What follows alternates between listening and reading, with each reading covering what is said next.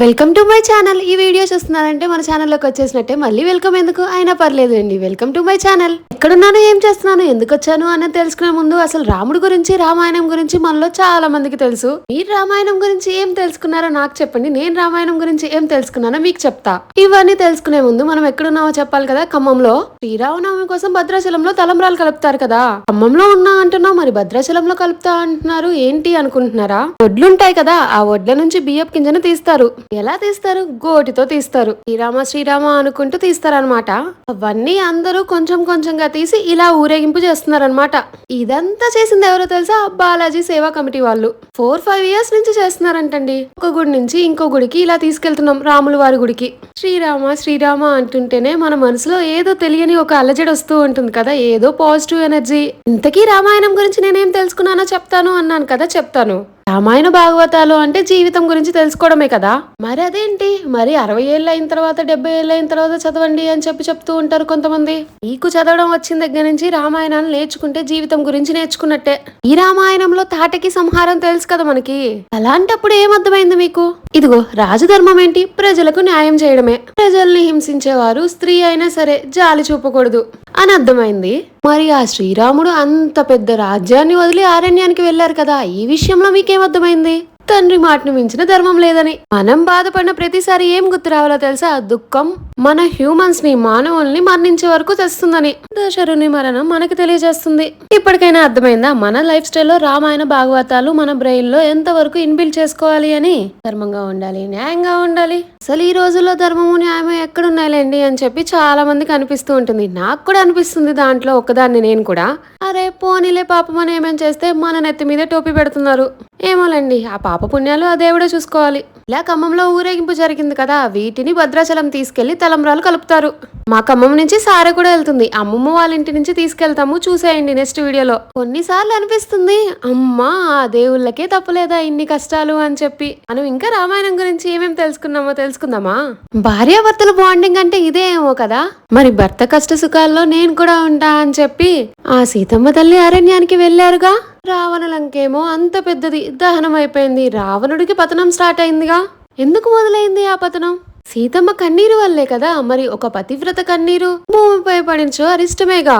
మనం చిన్నప్పుడు చదువుకున్న ప్రతి స్టోరీలో ఏదో స్టోరీ లాగా చదువుకొని ఉంటాం. కొంచెం పెద్దయితూ ఉంటే అప్పుడు అర్థమవుతూ ఉంటుంది మన లైఫ్ స్టైల్ ఎలా లీడ్ చేయాలి, ఎలా ఉంటే మంచిది, ఎలా ఉంటే చెడ్డది అని చెప్పి నేర్పిస్తూ ఉంటుంది. అదే అండి మన రామాయణం. అక్క, మరి మీరు భద్రాచలం వెళ్ళట్లేదా? వెళ్ళట్లేదు. ఇంట్లో ఏమో ఇక్కడ నుంచి అక్కడ నడవమంటే నాలాంటి వాళ్ళకి చాలా బద్ధకంగా ఉంటుంది. కానీ ఇలాంటి ఊరేగింపుల్లో నడుస్తాం కదా రామ అనుకుంటూ, ఆ భక్తితోనే ఏంటో అసలు బద్ధకమే వదిలిపోతుంది. ఇలాంటివి జరిగినప్పుడు కొంచెం జాగ్రత్తగా ఉండండి. ఆ పోలీసుల్ని ఇబ్బంది పెట్టకండి, ట్రాఫిక్ జాములు చేయకండి. ఇక్కడికి వచ్చిన వాళ్ళందరూ మంచి బిడ్డలబ్బా. ఒక 2 లైన్స్ అంటే 2 లైన్స్ లోనే ఉన్నారు. ట్రాఫిక్ లేనప్పుడు అటు ఇటు అయ్యారులేండి. ఆ రామయ్య కష్టాలు ఎవ్వరూ పడలేదంటబ్బా. ఎన్నెన్ని రాజ్యాలు, ఎంతెంత సంపద, ఒక రాజు అయినా కానీ ఎన్ని కష్టాలు. రామాయణం నుంచి నేనేం నేర్చుకున్నాను అని మధ్య మధ్యలో చెప్తూ ఉన్నాను కదా. మరి మీరేం నేర్చుకున్నారో ఒక్క లైన్ లో ఏమైనా ఉంటే కామెంట్ చేస్తారుగా. సంతోషం వచ్చినా బాధ వచ్చినా ఇప్పుడు ఏదేదో చేస్తూ ఉన్నాం కదా, ఒక్కసారి అలా సీతారాముల్ని చూసి ఒక్కసారి రామాయణం ఓపెన్ చేసి చూడండి. ఇంకో విషయం చెప్పడం మర్చిపోయాను. ఎప్పుడు భార్యలు ఎలా ఉంటున్నారు? అందరినీ అనట్లేదులేండి, కొంతమందిని. ఈ భర్తలు ఏదైనా భార్యలకి అనుగుణంగా చేయలేదనుకోండి, చిన్న చూపు చూస్తారు, బయటికి వెళ్ళిన అలా రకాల మాటలు అంటారు. చాలా తక్కువగా కూడా మాట్లాడతారు. ఈ రామాయణంలో మనకేం తెలుస్తుందో తెలుసా? అలాంటివి చేయకూడదని చెప్పి ఆ సీతమ్మ తల్లిని చూసి నేర్చుకోవాలి అని చెప్పి తెలియజేస్తుంది. నాకు బేసికల్ గా ఇలాంటి విషయాలు అంటే ఇలా నడుస్తూ ఉన్నప్పుడు నాకు నచ్చేదేంటో తెలుసా? ఎవరో ఒకళ్ళబ్బా పెద్ద పెద్ద షాప్ వాళ్ళ, చిన్న వాళ్ళ అని కాదు, వాటర్ ప్యాకెట్స్, మజ్జిగలు అలా డొనేట్ చేస్తూనే ఉంటారు. చాలా అంటే చాలా బాగా అనిపిస్తది. వాళ్ళ వంతుగా వాళ్ళు సహాయం చేస్తున్నట్టే కదా. సీతమ్మ తల్లి అయితే అంతటి రావణుడి లంకని గడ్డిపోచులాగే తలిచారు. అలా ఆ సీతమ్మ అలా ఉంటే రాక్షస కాంతులు ఉన్నారు కదా. ఎందుకు? రాజ్యం లేదు, నువ్వు మళ్ళీ ఎక్కడికి వెళ్ళినా కష్టాలే పడాలిగా. మరి ఇంకెందుకు రాముణ్ణి భర్తగా కోరుకుంటున్నావు ఇప్పటికి కూడా అని అడిగారంట. అప్పుడు సీతమ్మ తల్లి ఏం సమాధానం ఇచ్చారో తెలుసా? సీతమ్మ తల్లి తన భర్త అయిన రాముడి గురించి చాలా అద్భుతంగా చెప్పారంట. ఇక్ష్వాకుల వంశతిలకుడైన తన పతి శ్రీరాముణ్ణి ఎల్లవేళ్ళ అనుసరిస్తా అని చెప్పారంట. అలా చెప్పుకుంటూ పోతే ఈ వీడియో కూడా సరిపోదేమో. రామాయణం గురించి నాకు తెలిసిన విషయాలు కాదులేండి, అనిపించిన విషయాలు కొన్ని తెలుసుకున్నవి. నాకు ఏ సన్నివేశానైనా చదువుతూ ఉన్నాను అనుకోండి, నాకు ఇప్పుడిక్కడ ఎలా అనిపిస్తూ ఉందంటే నా కంటి ముందే జరుగుతుందేమో అన్నట్టు అనిపిస్తూ ఉంటుంది. అలా రామాయణంలో ఇప్పటికి కూడా నాకు అలానే గుర్తుండిపోయిన సన్నివేశం ఏంటంటే, చిత్రకూటంలో ఉన్నప్పుడు రాముడి కోసం వరదుడు వస్తారనమాట. సైన్యంతో వస్తారు. ఇంకా అంత సైన్యం కదా, జంతువులన్నీ కొంచెం చెల్లా చెదురుకు పడితే రాముడు అడుగుతారనమాట లక్ష్మణుని, ఎవరైనా వేటకొచ్చారా లేకపోతే యాత్ర ఏమైనా జరుగుతుందా అని చెప్పి. ఇంకా లక్ష్మణుడు అలా అమాంతం చెట్టెక్కేసి, భరతుడు తన సైన్యంతో వస్తున్నాడు, మనకి రాజ్యం అప్పగించాలి అని అనుకోవట్లేదేమో, అందుకే దాడి చేయడానికి వస్తున్నారు అని చెప్పి పాపం రాంగ్ గా అనుకుంటారు. అప్పుడు ఆ రాముడు చెప్పిన సమాధానం అయితే నాకు ఇప్పటికి కూడా గుర్తు. అంటే మనం అక్కడ ఏం లేండి, చదివినప్పుడు నాకు ఇప్పటికి కూడా గుర్తు.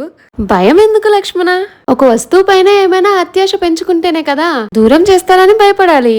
అలాంటప్పుడు ఆశ లేనప్పుడు భయం ఎక్కడుంటుంది అన్నారంట ఆ రాముడు. భరతుని గురించి నాకు తెలుసు, నాతో పాటు తనని వనవాసానికి రమ్మంటాను, నువ్వు వెళ్లి రాజ్యాన్ని పాలించు అని అన్నారంట. వెంటనే లక్ష్మణుడు పశ్చాత్తాపంతో తలదించుకున్నారు. మనందరం ఇంతగానం రామాయణం గురించి తెలుసుకుంటాం కదా, మనం చిన్నప్పుడు చదువుకునే ఉంటాం ఊర్మిళాదేవి నిద్ర అని చెప్పి. ఆ ఊర్మిళమ్మ తల్లి చాలా గొప్ప వాళ్ళు అనిపిస్తూ ఉంటుంది. ఇదిగో అలా ఊరేగింపు అయిపోయిన తర్వాత కాదులేండి, మేమే కొంచెం దూరం నడిచి అలా ఇక్కడికి వచ్చేసాము. ఇక్కడికంటే ఎక్కడికి, అదే ఊరేగింపు అయిపోయిన తర్వాత రామాలయంకి తీసుకొస్తామని చెప్పాను కదా, అక్కడికి మేము వచ్చాము. ఇంకా ఊరేగింపు జరుగుతూ ఉంది. కొంచెం నడవలేని వాళ్ళు, ఈ ప్లేస్ కి దగ్గరున్న వాళ్ళు వచ్చి ఇలా ఒలుస్తున్నారు.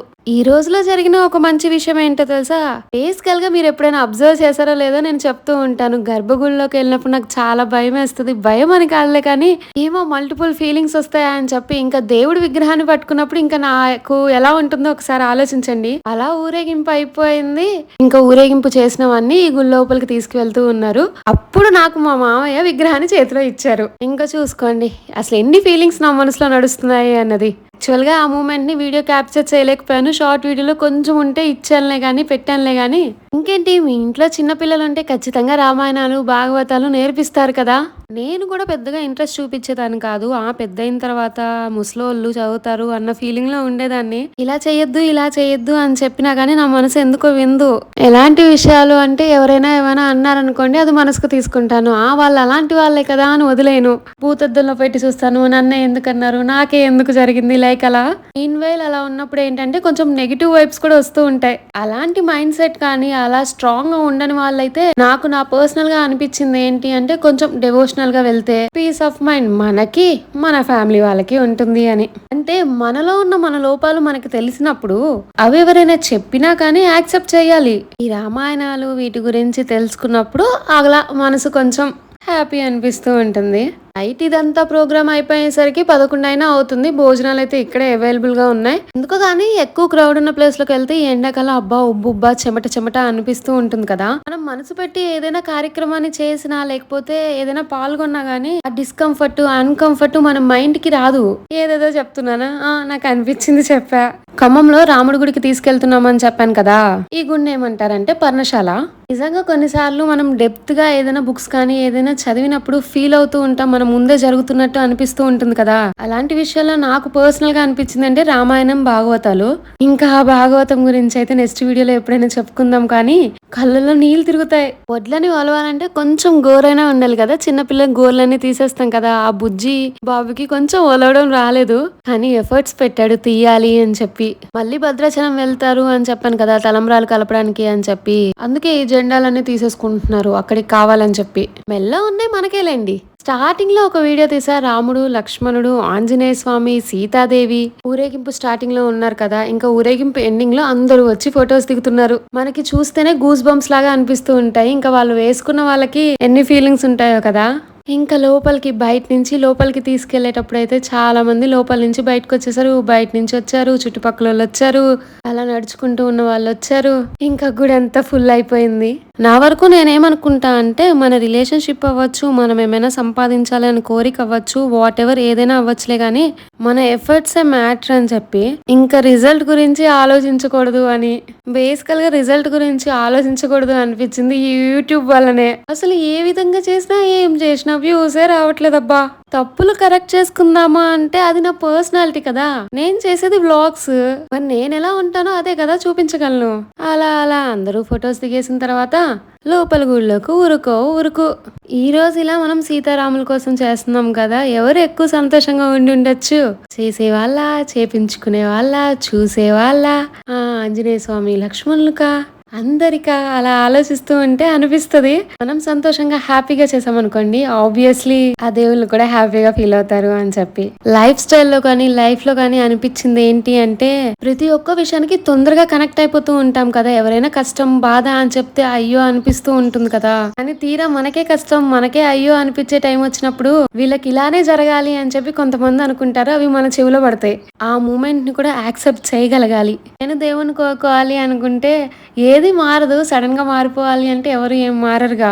లైఫ్ లో జరుగుతున్న ప్రతి దాన్ని యాక్సెప్ట్ చేసే మైండ్ సెట్ రావాలి నాకు.